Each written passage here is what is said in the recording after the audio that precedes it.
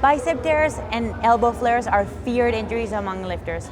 A popularized approach to solving and eradicating this issue has been to strengthen the muscles around the elbow, under the assumption that this issue is one of overuse. While seemingly commonsensical, the opposite needs to be argued and taken into account. The amount of motion required at the elbow is essentially determined by the amount of external rotation that the shoulder allows.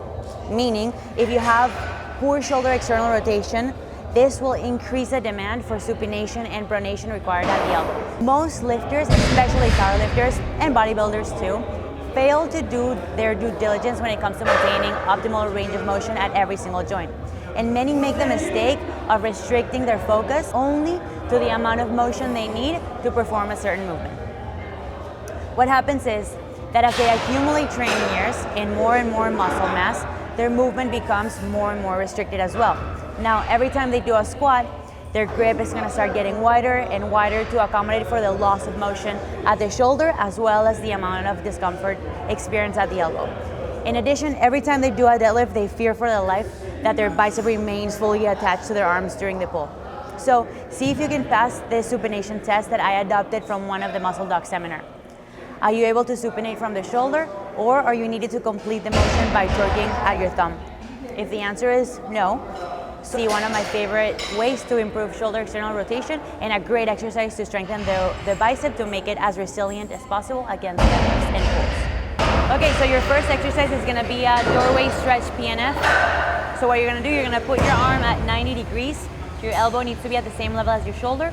And all you're gonna do, you're gonna rotate your chest towards away from the pole that you're holding on to.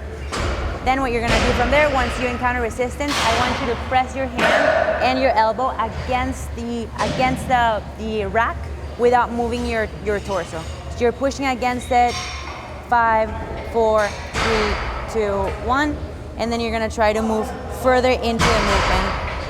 And then you're gonna do it again, 5, 4, 3, 2, 1, until you can't get any more motion. Then once you're done with that movement, you're gonna immediately follow that up with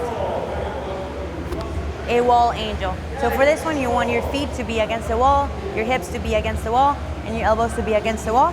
And all you're gonna do is try to move your elbows up the wall without letting them leave. So you wanna keep the contact with the wall at all times. Do 10, 12 reps of that and repeat that all over again 3 times. All right, moving on to the strengthening movement. We're gonna do I don't even know what to call it, but it's an overloaded eccentric bicep movement on cables. The reason why we're using cables is because that provides for constant tension at every single point during the movement, as opposed to using a free weight where the resistance varies depending on the position of the dumbbell. So what you're gonna do with your other hand, you're gonna assist it on the way up as much as you need. Then you're gonna hold it at the top and slowly lower it on the way down, slow as you can go, all the way down. And again, assist on the way up, hold at the top, and slow on the way down.